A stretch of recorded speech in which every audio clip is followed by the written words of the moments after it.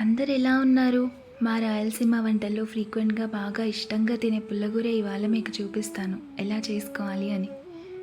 ముందుగా చుక్కకూర అంటే చాలామందికి తెలీదు, కనుక్కోండి, బాగుంటుంది టేస్ట్ చాలా. దీన్ని పెద్దదైతే 2 కట్టలు, చిన్నవైతే 3 కట్టలు తీసుకొని బాగా 3 సార్లు కడగాలి ఖచ్చితంగా. చూడండి మురికి ఎంత వచ్చిందో. తర్వాత అలాగే ఒక 10 నుంచి 12 దాకా పచ్చిమిరపకాయలు, 7 నుంచి 8 లేదా 9 వంకాయలు, పెద్ద కట్టలైతే 2, నేనైతే పెద్ద కట్టలు తీసుకున్నాను. చుక్కకూర తీసుకోవాలి. ఇవన్నీ పెద్ద పెద్దగా కట్ చేసుకోవాలి. ఆకు కట్ చేయక్కర్లేదండి, కడిగి పెడితే సరిపోతుంది. టమాటాలు చూడండి ఎంత పెద్దగా కట్ చేస్తుందో మా అమ్మ, అలా పెద్ద పెద్ద ముక్కలుగా చేసుకోవాలి. అలాగే వంకాయలు కూడా, పచ్చిమిర్చి కూడా ఇలానే కట్ చేయాలి అని ఏం లేదు, మీ ఇష్టం. పుల్లగూర అంటే మొత్తం మీనింగ్ అంతా పేస్ట్ అని అర్థం అండి మా సైడ్. మరి మీ సైడ్ పుల్లగూర చేసుకుంటారా? అసలు ఆకుకూరలు చాలా ఉన్నాయి మా సైడ్, చెప్తుంటే వస్తూనే ఉంటాయి.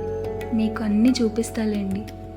ఫస్ట్ అయితే ఇవాళ చుక్కకూరని ఇంట్రడ్యూస్ చేసా. ఇది ఒకసారి చేసుకొని తినండి, హెల్త్కి చాలా మంచిది, టేస్ట్ కూడా చాలా బాగుంటుంది. ఒకసారి తిని చూడండి, చెప్తాను, మీరే అంటారు సూపర్ అని. ఎంత కమ్మగా ఉంటుందో. అయినా ఏంటి ఓవర్ అనుకుంటున్నారా? ఏంటమ్మా పుల్లగూర మాకు తెలీదా? అది కూడా చెప్తున్నావు అనకండప్పా.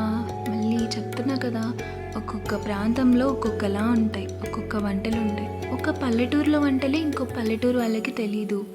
మరి మన రాయలసీమ వంటలు అందరికీ తెలియాలి కదా, అందుకోసమే చెప్తున్నా. తెలియని వాళ్ళు ఒక్కసారి ట్రై చేయండి. అలానే మీ ప్రాంతంలో ఏది బాగుంటుంది, ఏది ఫేమస్, అది కూడా నాకు చెప్పండి. ఇప్పుడు ఇలా పెద్ద పెద్దగా కట్ చేసుకున్నవన్నీ పక్కన పెట్టేసుకుందాం. పచ్చిమిర్చి కూడా పెద్దగా కట్ చేసుకోవాలి. ఎందుకంటే చెప్పానుగా పుల్లగూర అంటే పేస్ట్ అని, దాన్ని ఎలాగో పేస్ట్ చేసేస్తాము, ఇంకెందుకు మనం కష్టపడ్డాం. మా ఇంట్లో కంపల్సరీ వారానికి ఒక్కసారైనా ఈ వంట చేస్తారు. సంగటిలోకి, వేడి వేడి అన్నంలోకి, ఆహా ఎంత బాగుంటుందో.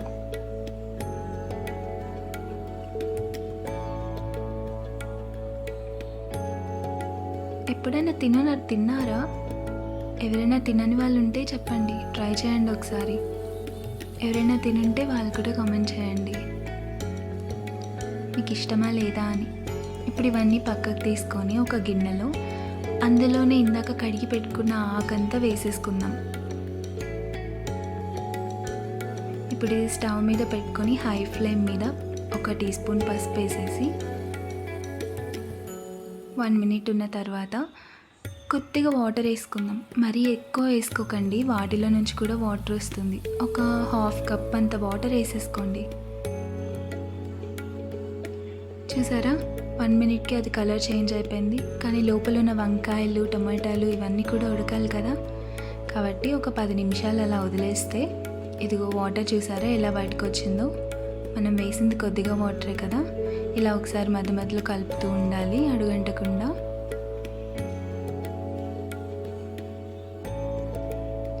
చూడండి అలా కొద్ది వాటర్ మిగిలితే చాలు. ఇప్పుడు చూసారా, ఇప్పుడు నేను చూపించే విధంగా ఇంత కన్సిస్టెన్సీ ఉంటే చాలు. మరీ డ్రై అయిపోకూడదు, అలా అని మరీ వాటరీగా కూడా ఉండకూడదు. ఇందులో మీ టేస్ట్కి తగినంత సాల్ట్ వేసేసుకొని పప్పు గుత్తితో ఎనుపుకోవాలి. అప్పుడు కాలం వాళ్ళు ఇలానే కదా ఎనిపేది, మా అమ్మ ఇప్పటికీ ఇలానే ఎనుపుతుంది. మనం అనుకోండి అలా పప్పు గుత్తి పైన పెట్టేసి అలా అలా ఎనుపుకోవడమే. అదిగో ఇప్పుడు అమ్మ చూపిస్తాను చూడండి, ఇలా. ఇంతే కదా, నిజం చెప్పండి. అందుకే అప్పుడు వాళ్ళు ఎంత హెల్తీగా ఉన్నారు, మనం ఎంత అన్హెల్తీగా ఉన్నాం. సర్లే క్లాస్ ఎందుకు ఇప్పుడు. ఇది ఇప్పుడు బాగా కలిపేసుకొని, చూసారా ఎంత కలర్గా ఉందో, గ్రీన్గా పుల్లగా చాలా బాగుంటుంది. ఇప్పుడు దీనికి పోపు వేసుకోవాలి. గిన్నె పెట్టుకొని తగినంత ఆయిల్ వేసుకొని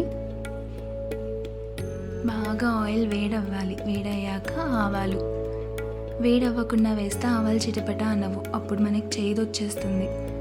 ఆవాలు వేగాక జీలకర్ర, అలాగే తెల్లగడ్డలు అంటే గార్లిక్, మా సైడ్ అదే అంటాం. ఎర్రగడ్డలు అంటే ఆనియన్, 2 ఎండుమిర్చి తుంచి వేద్దాం. అలాగే కొద్దిగా కరివేపాకు. ఇవన్నీ బాగా మిక్స్ చేసేద్దాం.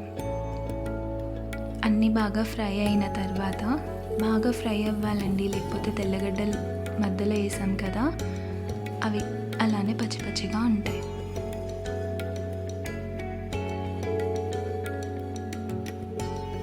ఇప్పుడు మనం ఎనిపి పెట్టుకున్న పుల్లగూరని ఇందులో వేసేసుకుందాం.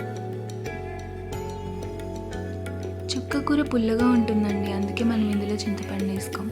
కొన్ని పుల్లగూరలో చింతపండు వేస్తాము. అవి ఎలా చేయాలి అనేది మీకు ఇంకొకసారి చూపిస్తాను. ఒకసారి మీరైతే ఇది ట్రై చేయాల్సిందే అండి, ఖచ్చితంగా చాలా బాగుంటుంది. ఇటు సైడ్ పల్లెటూర్లలో ఎక్కువ ఆకుకూరలే చేసుకుంటారు. ఫ్రెష్గా పొలాలలో అప్పటికప్పుడు పీక్కొని చేసుకుంటారు, తెలుసా? ఇలా ప్లేటింగ్ చేసేసుకుందాం. ఒక 2 గరిటెలు అన్నం పెట్టేసుకొని వేడిగా, నేనైతే ఆల్రెడీ తినేసాను, మీకోసం ఈ వీడియో పెడుతున్నా. చూడండి అసలు ఆ కలర్ గ్రీన్గా, మధ్య మధ్యలో ఆనియన్స్ గార్లిక్ తగులుతూ చాలా బాగుంటుంది పుల్లగా అన్నంలో. ఇంతకీ వీడియో మీకు నచ్చిందా? నచ్చితే లైక్ చేసి, షేర్ చేసి, సబ్స్క్రైబ్ చేయడం మర్చిపోకండి. బాయ్.